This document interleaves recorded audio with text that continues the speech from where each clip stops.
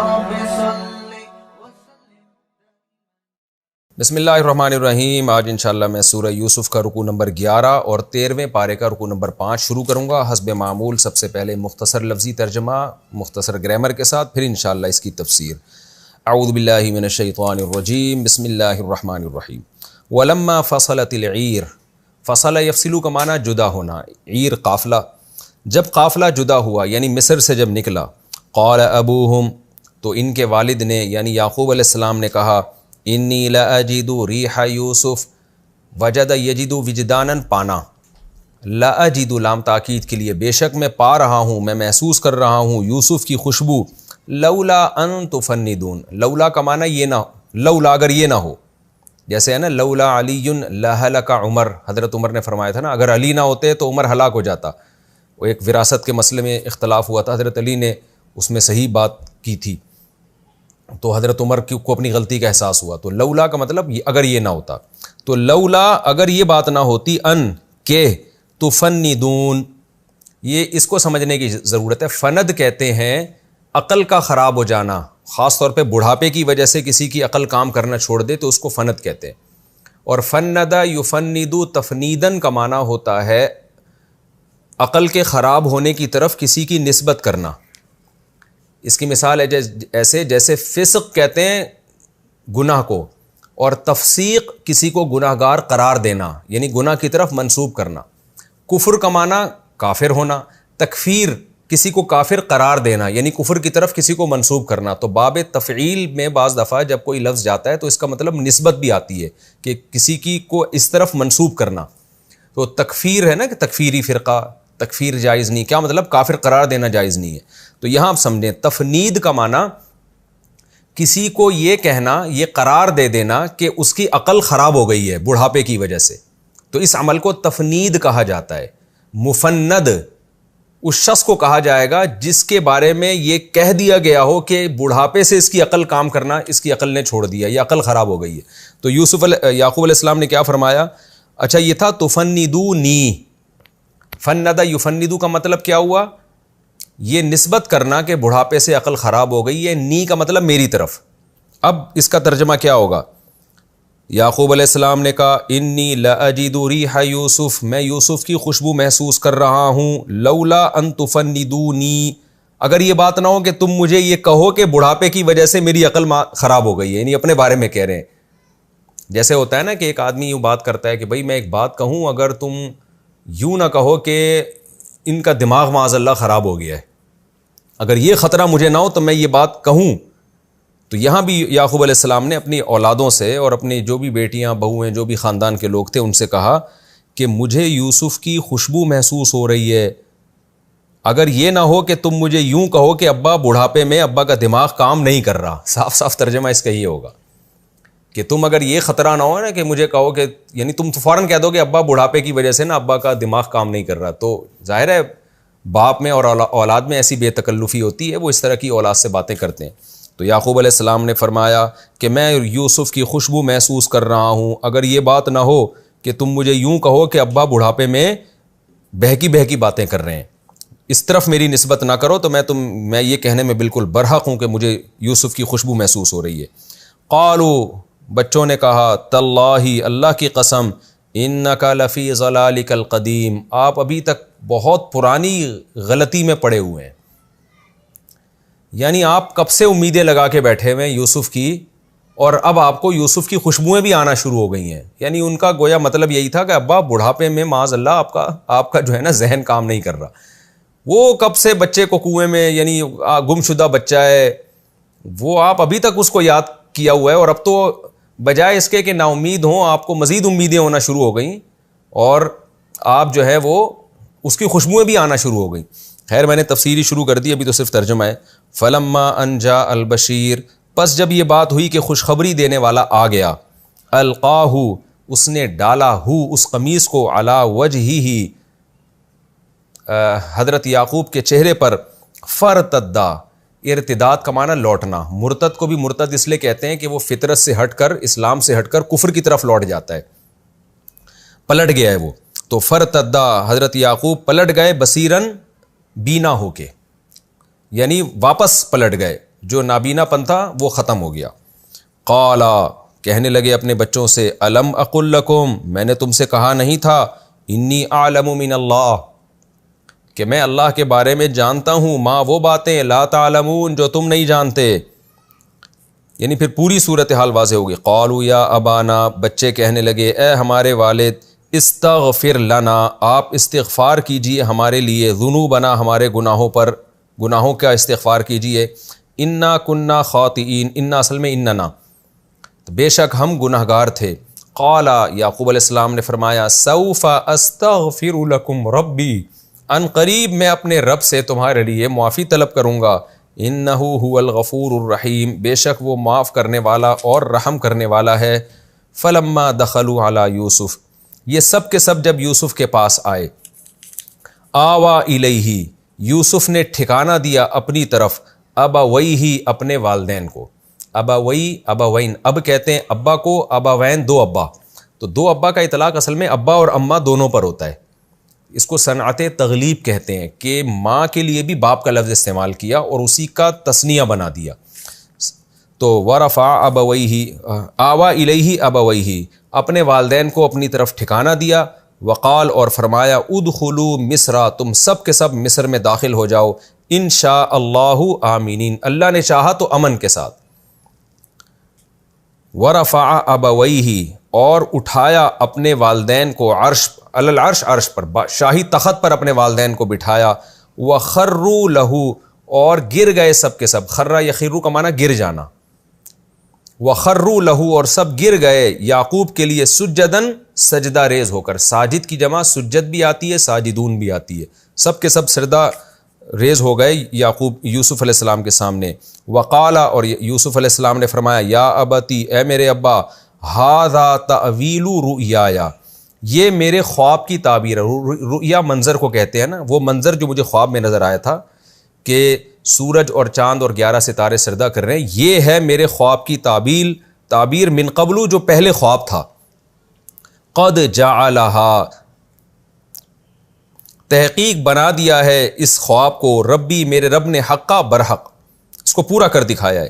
وقد احسن بی، قد افعل کا معنی، قد ضرب کا معنی، کام پہلے ہو چکا ہے، تو یہ قد اس معنی میں آتا ہے جب ماضی پہ لگتا ہے۔ وقد احسن بی، اور میرے رب نے مجھ پر اس وقت بھی احسان کیا، اذ اخرجنی، جب اس نے مجھے نکالا، من السجن، جیل سے، وجاء بکم، اور تمہیں لایا وہ، من البدوی، گاؤں سے، دیہات سے، بدو کہتے ہیں گاؤں کو، دیہات کو، اور بدوی دیہاتی آدمی کو کہتے ہیں، اور تمہیں گاؤں سے لے کر آیا، من بعد ان، بعد اس کے کہ، نزغ الشیطان، شیطان نے، نزغ کہتے ہیں شیطان کی طرف سے جو القاء ہوتا ہے نا، اور جو کھینچ لیتا ہے محبت کو، اور شیطان کی طرف سے جو وسوسے دل میں آتے ہیں، ان سب چیزوں پر نزغ کا اطلاق ہوتا ہے۔ من بعد ان نزغ الشیطان، بعد اس کے کہ شیطان نے ڈال دی تھی نفرت، بینی، میرے، و بین اخوتی، اور میرے بھائیوں کے درمیان، شیطان نے میرے اور میرے بھائیوں کے درمیان جو نفرت ڈال دی تھی، اس کے بعد اللہ نے یہ ہم پر احسانات کیے۔ ان ربی، بے شک میرا رب، لطیف، باریک بین ہے، لطف و عنایت والا ہے۔ لطف کہتے ہیں، لطیف ہلکی اور باریک چیز کو کہتے ہیں۔ یہ جو ہم لطیفے کو لطیفہ کہتے ہیں نا، اس کی وجہ بھی یہ کہ اس میں کوئی ایسا ہلکا سا پیغام ہوتا ہے جس سے انسان کو ہنسی آ رہی ہوتی ہے، بہت باریک سی کوئی بات ہوتی ہے، تبھی عام طور پہ لطیفے بے وقوف لوگوں کی سمجھ میں نہیں آ رہے ہوتے، ان کو ایکسپلین کر کے سمجھانا پڑ رہا ہوتا ہے۔ تو لطف، کسی کے ساتھ محبت کا معاملہ کرنا، عنایت کا معاملہ کرنا، تو یہاں اس کا معنی کیا جاتا ہے باریک بین، بڑی لطافت کے ساتھ جب کوئی کام کرتا ہے تو اس ایسے ذات کو لطیف کہا جاتا ہے۔ تو چونکہ یہاں یوسف علیہ السلام کے ساتھ معاملات کیا ہوئے ہیں، یعقوب علیہ السلام اور یوسف علیہ السلام کے ساتھ، کہ سارے ناکامی کے اسباب ہو رہے ہیں، مگر اصل میں وہ ترقی کا زینہ تھے، تو بڑی خفیہ طریقے سے اللہ کی طرف سے تدبیر ہو رہی تھی، تو اس خفیہ تدبیر کو لطافت، اور اس کی وجہ سے اللہ کو لطیف کہا گیا ہے۔ ان ربی لطیف، بے شک میرا رب لطیف ہے، یعنی خفیہ تدبیر کرنے والا ہے، لما یشاء، اس شخص کے لیے جس کے لیے چاہتا ہے، انہ هو العلیم، بے شک وہ جاننے والا، الحکیم، اور حکمت والا ہے۔ ربی، اے میرے رب، اصل میں تھا ربی، اے میرے رب، قد آتیتنی تحقیق تو نے دی ہے مجھ کو من الملک بادشاہت، وعلمتنی اور سکھایا ہے تو نے مجھے من تأویل الاحادیث خوابوں کی تعبیریں، فاطر السماوات والارض اے آسمانوں اور زمین کے پیدا کرنے والے، انت ولی ہی تو ہی میرا دوست ہے، فی الدنیا والآخرہ دنیا میں بھی اور آخرت میں بھی، توفانی توفا یا توفا تصرف یا تصرف کی طرح امر آئے گا تصرف، تو یہاں بھی توفا تو موت دے مجھ کو مسلمن فرما بردار بنا کے، یعنی میری جب موت آئے تو میں فرما بردار ہوں، والحقنی اور لاحق کر دینا مجھے بالصالحین نیک لوگوں کے ساتھ، یعنی میری موت بھی جیسے تو نے دنیا میں مجھے اطاعت کی توفیق دی ہے تو موت بھی میری اسلام پر آئے، فرما برداری میں آئے اور نیک لوگوں کے ساتھ میرا حشر ہو۔ ذالک من انباء الغیب، قرآن اب محمد صلی اللہ علیہ وسلم سے خطاب کرتا ہے، ذالک من انباء الغیب یہ غیب کی خبریں ہیں، نوحیہ الیک جو اے محمد صلی اللہ علیہ وسلم ہم آپ کی طرف وحی کر رہے ہیں، وما کنت لدیہم اور اے محمد آپ نہیں تھے لدیہم ان کے پاس، یعنی یعقوب اور اس کے خاندان کے پاس، اذ اجمعوا امرہم جب وہ اپنے معاملے کا فیصلہ کر رہے تھے، اجماع کر رہے تھے، اس پر متفق ہو کر ایک فیصلہ کر رہے تھے کہ یوسف کو ہم نے کنویں میں ڈالنا ہے، وہم یمکرون اور وہ مکر کر رہے تھے، جب وہ مکر و فریب سے کام لے رہے تھے اور یوسف کو کنویں میں ڈالنے کا فیصلہ کر رہے تھے، اے محمد صلی اللہ علیہ وسلم اس وقت آپ ان کے سامنے موجود نہیں تھے، وما اکثر الناس اور لوگوں میں اکثر لوگ، ولو حرستا اگرچہ آپ کتنی ہی حرص رکھ لیں، حرص کا مطلب لالچ، اے محمد اگر آپ کتنی ہی لالچ رکھ لیں، کتنی ہی حرص رکھ لیں، پھر بھی اکثر لوگ بمؤمنین ایمان لانے والے نہیں ہیں، وما تسألهم اور اے محمد صلی اللہ علیہ وسلم آپ ان سے مطالبہ نہیں کر رہے علیہ من اجر اس تبلیغ پر کسی اجر کا، جو دعوت آپ ان کو دے رہے اس پر آپ کوئی تبلیغ کا مطالبہ نہیں کر رہے، ان ہوا الا ذکر للعالمین نہیں ہے یہ قرآن مگر نصیحت تمام جہان والوں کے لیے۔ یہ اس کا لفظی ترجمہ ہو چکا، اس کی مختصر تفسیر میں آپ کے سامنے اب پیش کرتا ہوں۔ وَلَمَّا فَصَلَتِ الْعِيرُ یوسف علیہ السلام نے پچھلے ایپیسوڈ میں کیا تھا، یوسف علیہ السلام نے حکم دیا کہ بھائی تم میری قمیص لے جا کے، کرتا لے جا کے میرے والد کے آنکھوں پہ ڈال دو، تو یہ جب پورا قافلہ واپس چلا ہے، قال ابوہم یعقوب علیہ السلام نے فرمایا انی لاجد ریح یوسف میں یوسف کی خوشبو محسوس کر رہا ہوں۔ یہ بھی معجزہ تھا یعقوب علیہ السلام کا کہ اللہ تعالیٰ کی عادت ہے کہ جب انسان کو کوئی بڑی خوشی ملنے والی ہوتی ہے تو اللہ کی طرف سے اس کی خوشخبریاں پہلے شروع ہو جاتی ہیں۔ قرآن میں ہے نا جگہ جگہ کہ ہم بارش سے پہلے مبشرات بھیجتے ہیں، بارش اللہ کی رحمت ہے تو اکثر اس سے پہلے ہوائیں آتی ہیں جو خوشخبریاں لے کے آتی ہیں، تو یہ بھی اللہ تعالیٰ کی ایک اپنے بندوں کے ساتھ مہربانی ہے۔ تو یوسف علیہ السلام کی خوشبو یعقوب علیہ السلام کو محسوس ہوئی، تو اب اپنے گھر والوں کو، اب دیکھیں امید کی باتیں تو بتا رہے ہیں، نا امیدی کے تذکرے اپنے بیٹوں کے سامنے، بچوں کے سامنے نہیں کر رہے، اور وہاں تو ظاہر ہے بیٹیاں تھیں، بیٹے تو سارے مصر گئے ہوئے تھے، پورا قافلہ واپس آ رہا تھا، تو جو بھی اہل خانہ تھے، بہویں ہوں گی، بیٹیاں ہوں گی اور گھر والے ہوں گے، ان کے سامنے یعقوب علیہ السلام کہنے لگے کہ مجھے یوسف کی خوشبو محسوس ہو رہی ہے، اگر تم یہ نہ کہو کہ میرا بڑھاپے میں دماغ کام کرنا میرا بڑھاپے میں چھوڑ دیا، یعنی مجھے خطرہ تو یہ کہ تم یہ کہو گے، لیکن یہ اگر نہ کہو تو میں تمہیں یہ خبر دوں کہ مجھے واقعی یوسف کی خوشبو محسوس ہو رہی ہے۔ تو وہ جواب میں کیا کہتے ہیں، تاللہ انک لفی ضلالک القدیم، ظاہر ہے وہ کہاں اللہ کی باتوں کو سمجھ سکتے تھے، کہاں ایسی معرفت تھی ان کے دل میں، وہ کہنے لگے اللہ کی قسم آپ ابھی تک پرانی غلطی میں پڑے ہوئے ہیں۔ دیکھیں یہاں بھی ضلال کا معنی گمراہی نہیں ہوگا، غلطی ہوگا، تو بیٹے اپنے جو بچے تھے وہ جانتے تھے کہ ہمارے جو گھر کے سربراہ ہیں حضرت یعقوب یہ پیغمبر ہیں، تبھی تو مومن تھے وہ، لیکن وہ بھی یہ جانتے تھے کہ غلطی جو اجتہادی غلطی ہے وہ پیغمبر سے ہو سکتی ہے، تو لہذا انہوں نے کہا کہ آپ ابھی تک پرانی غلطی میں پڑے ہوئے ہیں۔ لیکن کیا ہوا، فلما ان جاء البشیر، پہلے زمانے میں یہ عادت تھی، خود صحیح احادیث میں بھی ہمیں اس کا تذکرہ ملتا ہے کہ جب بھی کوئی خوشخبری کی بات ہوتی تھی نا تو لوگ اس کی کوشش کرتے تھے کسی طرح جلد سے جلد یہ خبر پہنچا دی جائے. بچوں میں آپ نے بہت دیکھا ہوگا، یہ بچوں کو جب کوئی بات بتائی جاتی ہے نا کہ یہ فلاں کو جا کے بتاؤ تو بچے دوڑ لگا رہے ہوتے ہیں کہ پہلے میں بتاؤں. حضرت کعب بن مالک رضی اللہ تعالیٰ عنہ کی جب توبہ قبول ہوئی ہے تو صحابہ نے کوشش کی ہم میں سے ہر شخص پہلے سے پہلے جا کے حضرت کعب بن مالک کو بتائے کہ آپ کی توبہ قبول ہو گئی ہے. تو ایک انسان کو ایک شوق ہوتا ہے. تو قافلے میں سے کوئی بھی شخص، یعنی ظاہر ہے جن کے ہاتھ میں جو کرتا تھا نا، وہ پہلے دوڑے یعقوب علیہ السلام کی طرف، اپنے والد کو میں جا کے بتاؤں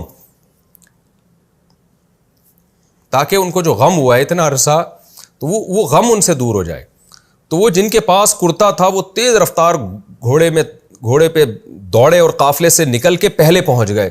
اور یعقوب علیہ الصلوۃ والسلام کے تبھی قرآن کہہ رہا ہے فلما ان جاء البشیر، خوشخبری سنانے والا جب پہنچا ہے، القاہ علی وجہہ، تو اس نے وہ کرتا اپنے والد کی آنکھوں پہ ڈالا، فرتد بصیرا، اور ان کی نگاہیں لوٹ آئیں.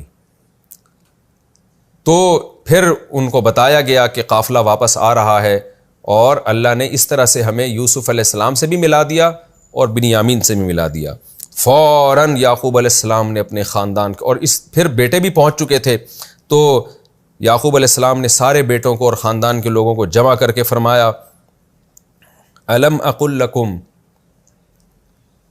کیا میں نے تم سے کہا نہیں تھا انی اعلم من اللہ ما لا تعلمون، میں اللہ کے بارے میں وہ کچھ جانتا ہوں جو تم نہیں جانتے. تم تو ایک منفی سوچ رکھتے ہو، ظاہری اسباب کو دیکھ کر منفی باتیں کرتے ہو، اور میں ہمیشہ سے امید کی باتیں کرتا رہا ہوں. تو بتاؤ کیا میری باتیں ٹھیک ثابت نہیں ہوئی؟ قالوا یا ابانا استغفر لنا ذنوبنا، بیٹے کہنے لگے اے ہمارے والد، آپ ہمارے گناہوں کی مغفرت طلب کریں اللہ تعالیٰ سے. یہ بھی ایک سنت ہے کہ آپ خود بھی توبہ کریں اور کسی بزرگ سے بھی کہیں کہ مجھ سے کوئی گناہ ہوا ہے تو آپ اللہ سے میرے لیے توبہ کریں. انا کننا خاطئین، بے شک ہم یقیناً گناہ گار تھے. اب ظاہر ہے ان کے پاس اب کوئی عذر تو بچا نہیں تھا پیش کرنے کے لیے. یہاں بھی یعقوب علیہ السلام کا ظرف دیکھیں، ایک تنزیہ جملہ نہیں کہا بیٹوں کو کہ اب آئے ہو بڑے، ساری زندگی مجھے ٹینشن میں رکھا اور اب آ گئے ہو معافیہ مانگنے کے لیے، اب آ گئے ہو توبہ کرنے کے لیے. یہاں یہ چیز سمجھنے کی ہے کہ کیا آج دینداروں کا یہ ظرف ہے برداشت کا؟ آج تو جو جتنا دین پہ چلتا ہے اتنا ہی ایکسائٹیڈ ہوتا ہے، اتنا ہی جذباتی ہوتا ہے، اتنا ہی بات بات پہ 2 فٹ اچھل رہا ہوتا ہے. برداشت بالکل ختم ہو گئی ہے. ہمیں پیغمبروں کی سیرت سے کیا پتہ چل رہا ہے کیسی برداشت تھی ان لوگوں میں. تو فوراً یعقوب علیہ السلام نے کیا فرمایا، کوئی طنز نہیں، کوئی تانا نہیں، غلطی کا احساس ہو گیا، ٹھیک ہے، سوف استغفر لکم ربی، ان قریب میں تمہارے لیے اپنے رب سے استغفار کروں گا.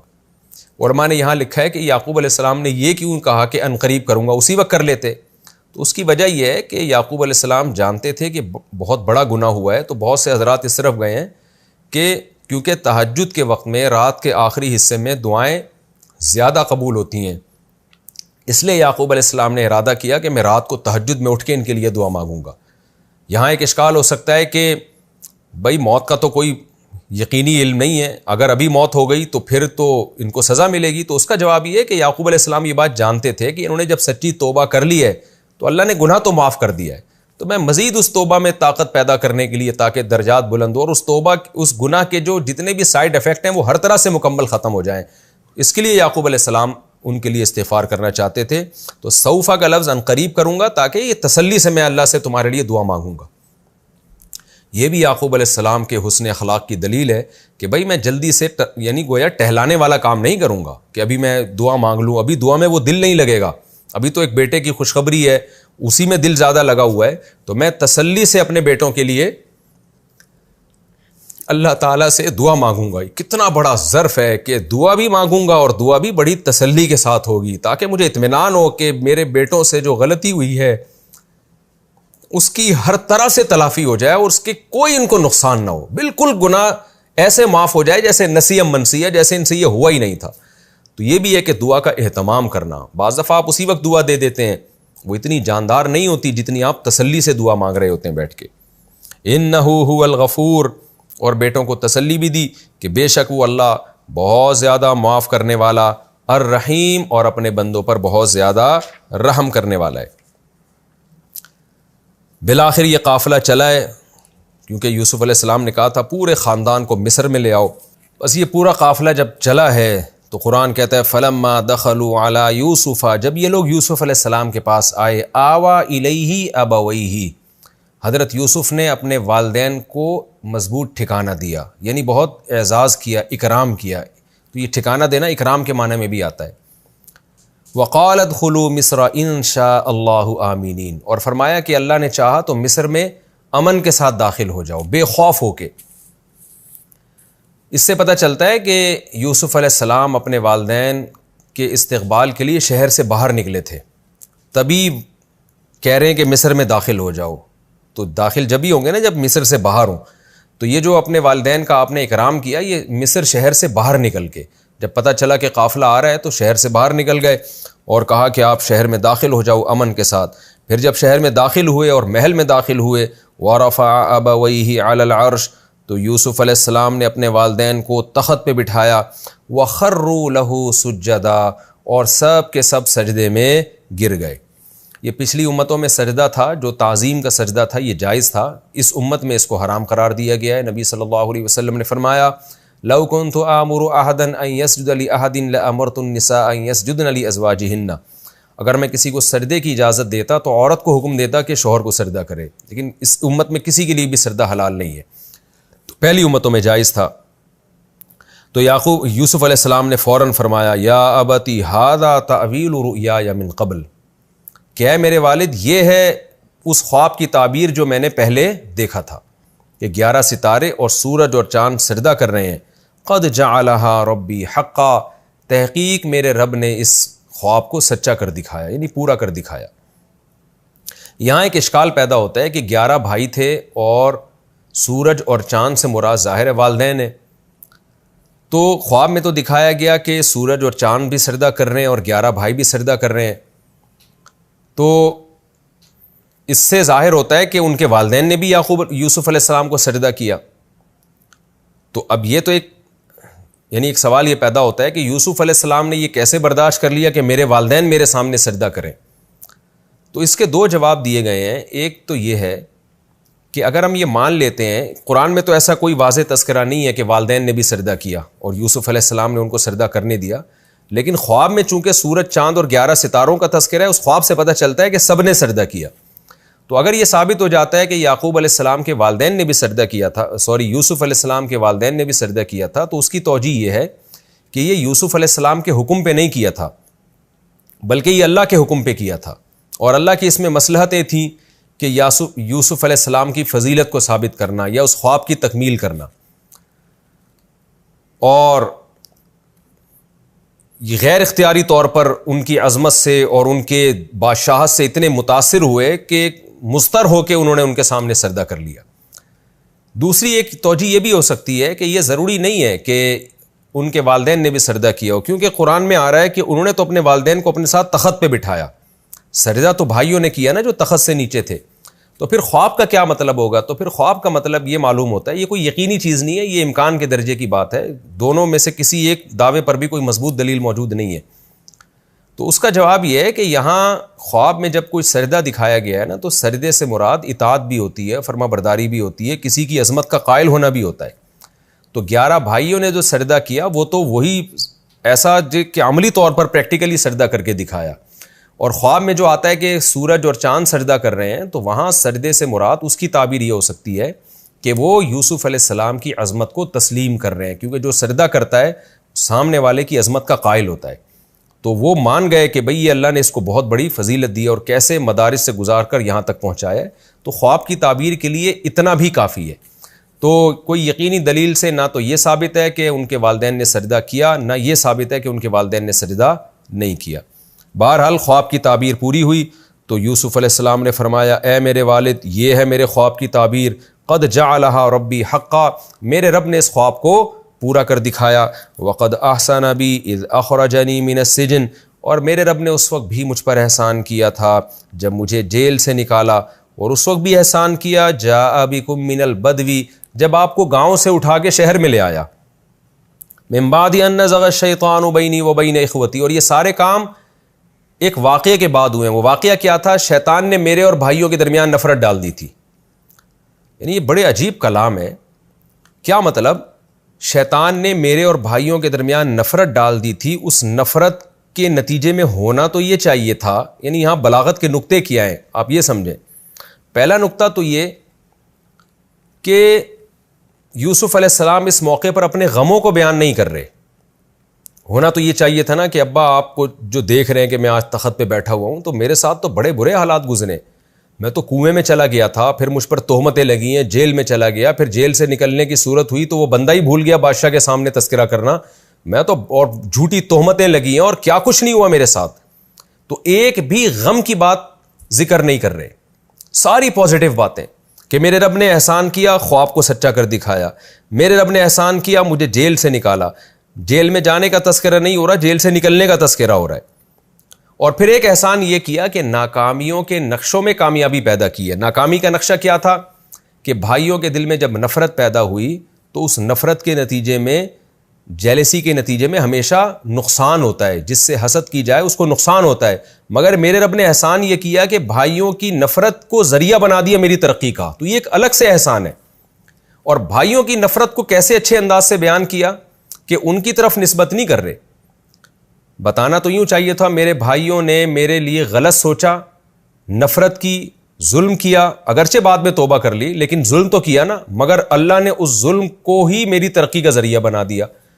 لیکن اس میں بھائیوں کی بدنامی تھی. تو وہ کیسے اچھے انداز سے اس کو آپ نے تبدیل کیا کہ من بعد ان نزغ الشیطان بینی و بین اخوتی. شیطان نے میرے اور بھائیوں کے درمیان نفرت ڈال دی تھی. یعنی اس جرم کو شیطان کی طرف منسوب کیا جا رہا ہے اور بھائیوں کو بری و ذمہ قرار دیا جا رہا ہے.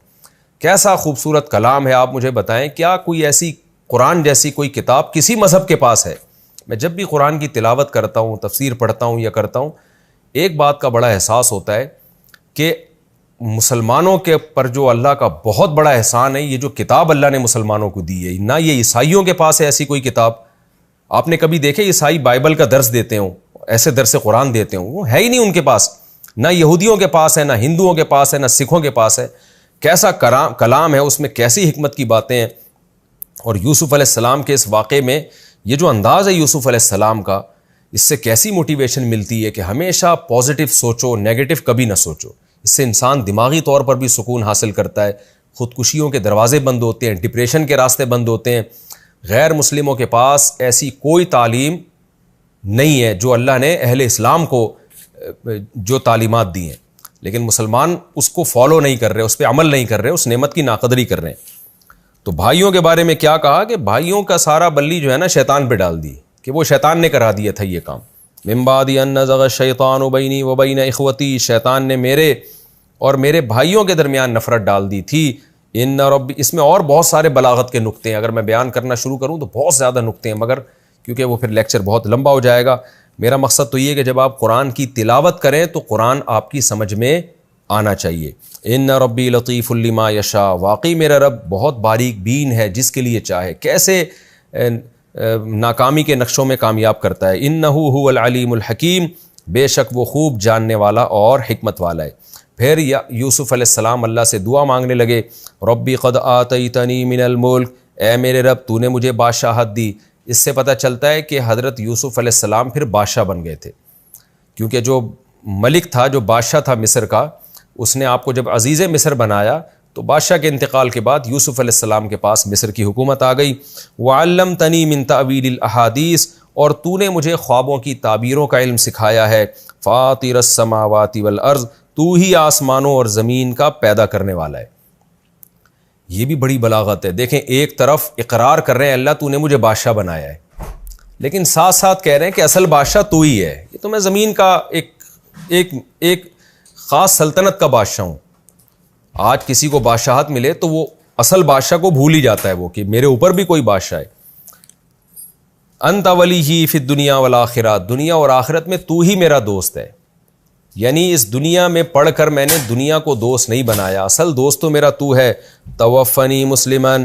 پھر اللہ سے دعا مانگ رہے ہیں, اللہ تو نے اب تک جو مجھے دین پر قائم رکھا تو میرا خاتمہ بھی اچھا ہونا چاہیے. میں تجھ سے دعا مانگ رہا ہوں, توفنی مسلمن, تو مجھے مسلم بنا کے موت دے. وَأَلْحِقْنِي بِالصَّالِحِينَ، اور نیک لوگوں میں مجھے لاحق کر دے، میرا حشر نیک لوگوں کے ساتھ ہونا چاہیے۔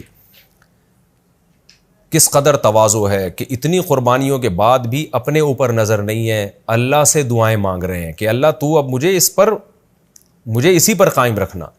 اسی وجہ سے علماء نے کہا ہے کہ خاتمہ بالخیر کی دعائیں مانگنا بہت ضروری ہے۔ اللہ نے آپ کو ایمان دیا، بار بار اللہ سے دعا مانگا کریں کہ اللہ میرا خاتمہ بھی ایمان پر ہو۔ تو یہ واقعہ تو یہاں کمپلیٹ ہو گیا۔ اب قرآن اس پورے واقعے کا، اس کے بعد ہوا کیا؟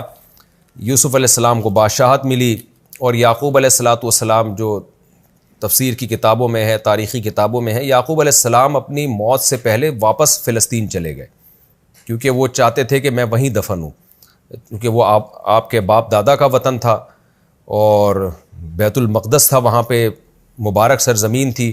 ظاہر ہے ایسی جگہ پہ دفن ہونا ہی چاہتا ہے ہر شخص، ہر وہ شخص جس کے دل میں اللہ کی محبت ہو۔ تو یعقوب علیہ السلام پھر واپس وہاں چلے گئے اور باقی خاندان یہیں رہا۔ تو یعقوب علیہ السلام کو وہیں کنعان کی سرزمین میں بیت المقدس کے قریب دفن کیا گیا ان کے انتقال کے بعد، اور باقی جو یعقوب علیہ السلام کا خاندان تھا، جس کی تعداد 90 کے قریب بتائی جاتی ہے کہ یعقوب علیہ السلام کی ازواج، بیٹے بیٹیاں، پوتے پوتیاں، بہویں، یہ سب ملا کے تقریباً 90 کے قریب افراد تھے جو مصر میں آ کے آباد ہوئے۔ اور پھر یوسف علیہ السلام ان کو تبلیغ کرتے رہے اپنی زندگی میں، مصریوں کو، جس کی قسمت میں ایمان تھا ایمان لے آئے، جس کی قسمت میں نہیں تھا وہ نہیں لے کر آئے۔ تبھی آگے ان کی یوسف علیہ السلام کی جو نسل چلی ہے اس میں پھر حضرت موسیٰ علیہ السلام پیدا ہوئے، کیونکہ پھر اس بنی اسرائیل پر پھر ظلم شروع ہو گئے تھے، کیونکہ میجورٹی میں بہرحال غیر مسلم تھے۔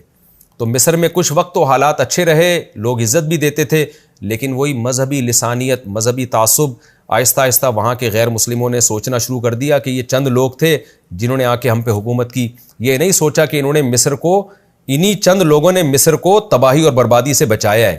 جیسے آج ہندوستان میں ہندوؤں کو یہ غلط بات سکھائی جا رہی ہے کہ منورٹی میں مسلمان تھے، تم پر 1000 سال انہوں نے حکومت کی، تو وہ کون ہوتے ہیں تم پہ حکومت کرنے والے؟ یہ نہیں دیکھتے کہ 1000 سال انہوں نے پورے ہندوستان کو بچا کے رکھا ہے، اور اس وقت ہندوستان کو کتنی بلندیوں تک پہنچایا تھا۔ نہ یہ لڑائیاں تھیں جو آج ہندوستان میں ہو رہی ہیں، نہ فرقہ واریت، نہ مذہبی نفرت تھی۔ گوروں نے اس پر لکھا ہے، گورے اس بات کے معترف ہیں کہ جب مسلمانوں نے ہندوستان پہ حکومت کی ہے تو ہندوستان نے کیسا شاندار ماضی تھا اس وقت ہندوستان کا۔ تو اسی طرح مصر میں بھی ہوا کہ پھر وہ عصبیت اور مذہبی منافرت پھیلنا شروع ہوئی، اور لوگوں نے، بنی اسرائیل منورٹی میں تھے، ان کو کہا کہ یہ کیسے آ گئے، تو پھر ظالم بادشاہ مسلط ہوئے، انہوں نے بنی اسرائیل کو غلام بنانا شروع کیا اور ظلم ہونا شروع ہوئے، اور بالآخر پھر فرعون کی حکومت ہوئی۔ اچھا، فرعون کے دربار میں اس بات کا تذکرہ بھی کیا گیا کہ فرعون سے یہ کہا گیا کہ یوسف علیہ السلام بھی تو مصر میں آئے تھے، انہوں نے بھی تو سمجھایا اور تم نے ان کی بات بھی نہ مانی، یہاں تک کہ وہ دنیا سے چلے گئے۔ تو اس کا اس سے پتہ چلتا ہے یوسف علیہ السلام نے شاہی خاندان پہ بھی بہت محنت کی تھی، مصر کی جو رائل فیملی تھی ان کو بھی دین کی بہت تبلیغ کی تھی، کیونکہ اس مقام پہ پہنچنے کے بعد انسان کی بات سنی جاتی ہے۔ لیکن رائل فیملی کے جو شاہی خاندان کے جو زیادہ تر لوگ تھے، انہوں نے یوسف علیہ السلام کی بات کو اگنور کیا، ان کی بات کو ترجیح نہیں دی، جس کے نتیجے میں فرعون جیسے لوگ مسلط ہوئے، اور بالآخر فرعون کی حکومت کا اللہ نے خاتمہ کیا۔ تو قرآن کہتا ہے اس واقعے کو سنانے کے بعد ذالک من انباء الغیب، یہودیوں نے پوچھا تھا نا نبی صلی اللہ علیہ وسلم سے کہ ہم آپ کو سچا نبی اس وقت مانیں گے جب آپ یہ بتائیں کہ بنی اسرائیل وہ ارض شام سے مصر منتقل کیسے ہوئے، مصر میں فرعون کا مقابلہ کیسے ہوا ان سے، اور وہ یہاں آئے کیسے، مصر میں منتقل کیسے ہوئے۔ تو اس پر پوری سورہ یوسف نازل ہوئی۔ اب قرآن کہتا ہے یہ غیب کی خبریں ہیں، اے محمد صلی اللہ علیہ وسلم ہم آپ کی طرف وحی کرتے ہیں۔ وما كنت لديهم اذ اجمعوا امرهم، آپ اس وقت موجود نہیں تھے جب وہ اپنے معاملے کے فیصلے کر رہے تھے، آپ کو کیا پتہ اتنے سال پرانی بات۔ وہم یمکرون، جب وہ تدبیریں کر رہے تھے۔ لیکن اس کے بعد بھی اے نبی ہم آپ کو یہ بتا دیں کہ آپ نے ان کو پورا واقعہ سنا دیا، پھر بھی اس وقت اکثر لوگ آپ پر ایمان نہیں لے کر آئیں گے، کیونکہ آپ کو غم ہوگا کہ اس طرح سے یہ واقعہ سننے کے بعد بھی تم مجھے اللہ کا نبی نہیں مانو گے، تو آپ بھی غم میں کہیں ہلاک نہ ہو جائیں۔ تو اے نبی آپ غم نہ کریں، آپ کتنی حرص رکھ لیں پھر بھی یہ ہٹ دھرم لوگ ایمان نہیں لے کر آئیں گے۔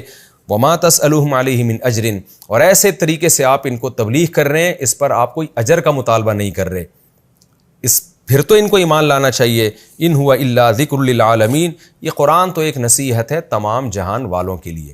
تو ان کو اس سے نصیحت حاصل کرنی چاہیے، آپ پر ایمان لانا چاہیے۔ یہ ہمارا رکوع کمپلیٹ ہوا۔ اس میں جو علمی نکات رہ گئے ہیں، چونکہ وقت ہمارا کمپلیٹ ہو گیا ہے، تو یہ علمی نکات انشاءاللہ میں اگلے ایپیسوڈ میں بیان کروں گا، اور پھر اگلے ایپیسوڈ میں انشاءاللہ ہم سورہ یوسف کا رکوع نمبر 12 اور 13ویں پارے کا رکوع نمبر 6 انشاءاللہ ہم شروع کریں گے۔ اور اس کے شروع کرنے سے پہلے جو رکوع نمبر 10 ہے اس کے جو علمی نکات ہیں وہ مختصراً وہ بھی میں انشاءاللہ آپ کے سامنے پیش کروں گا۔ اب ہمارا سورہ یوسف کا آخری رکوع رہ گیا ہے، وہ انشاءاللہ ہم اگلے ایپیسوڈ میں ختم کر دیں گے۔ اللہ تعالی ہمیں سمجھنے کی، عمل کی توفیق عطا فرمائے۔ وما علینا الا البلاغ۔